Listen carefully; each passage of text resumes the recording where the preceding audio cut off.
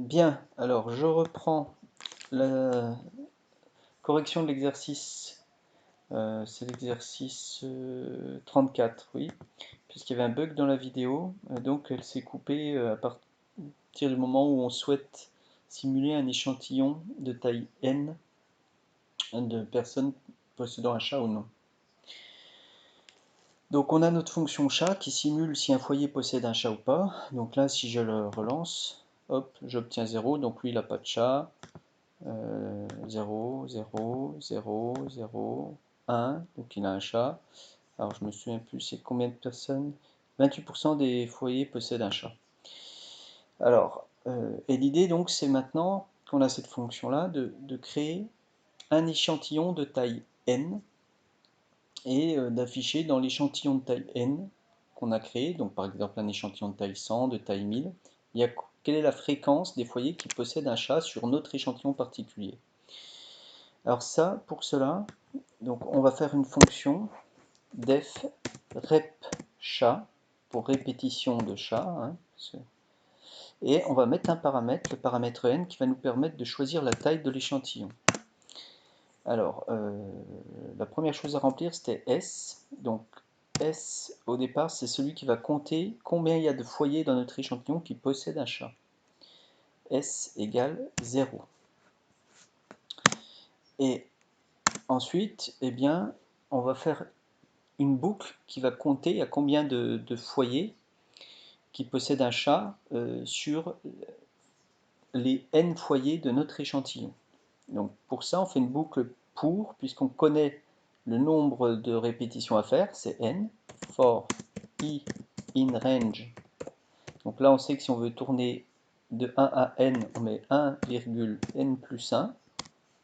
J'aurais pu mettre for i in range n, ça aurait été plus simple, mais là, vraiment le i, quand c'est comme ça, il va de 1 à n. Alors que si vous mettez juste range n, le i, il va de 0 à n-1.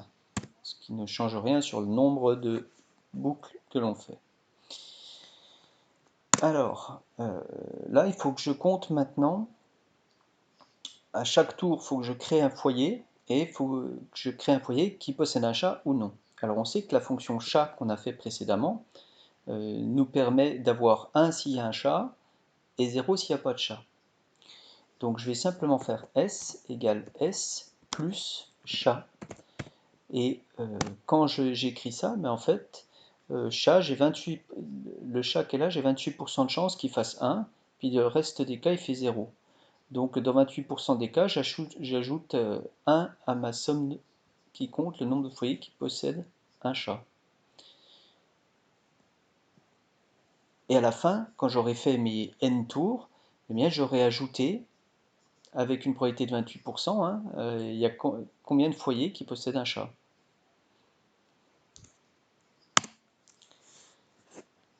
Et ça suffit, là, voilà, quand on a fini de tourner, ben dans S, normalement, dans la somme S, il y a le nombre de foyers qui possèdent un chat de notre échantillon. Alors, on va lui faire retourner simplement la fréquence, donc je vais mettre return, la fréquence de foyers qui possèdent un chat. Donc return S divisé par N. Voilà. Donc j'ai fini ma fonction. Maintenant je peux la faire afficher. Print. Je vais mettre repchat. Repchat, bah, on va faire par exemple sur 1000.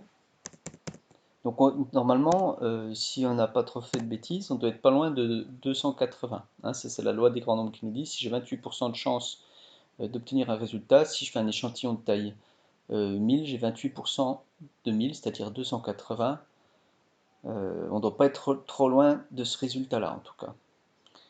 Alors, juste un truc, ici je me suis aperçu que des fois on était sur graphe comme ça. Mettez-vous bien sur texte, parce que si vous êtes sur graphe, ça ne fera pas apparaître les résultats. Donc, je lance, et voilà, je vous avais dit qu'on serait pas loin de 280 foyers qui ont un chat. Là, je vois que j'en ai 0,288, donc en fait, j'en ai obtenu 288, hein, c'est 288 sur 1000, ça fait 0,288.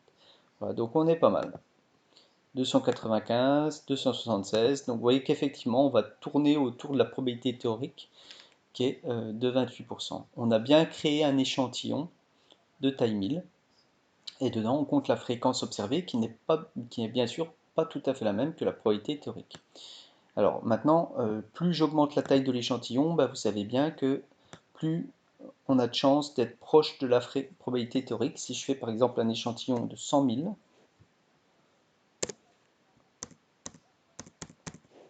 voilà, j'ai mis 100 000, là, la fréquence, normalement, elle va être très proche de 0,28. Allons-y.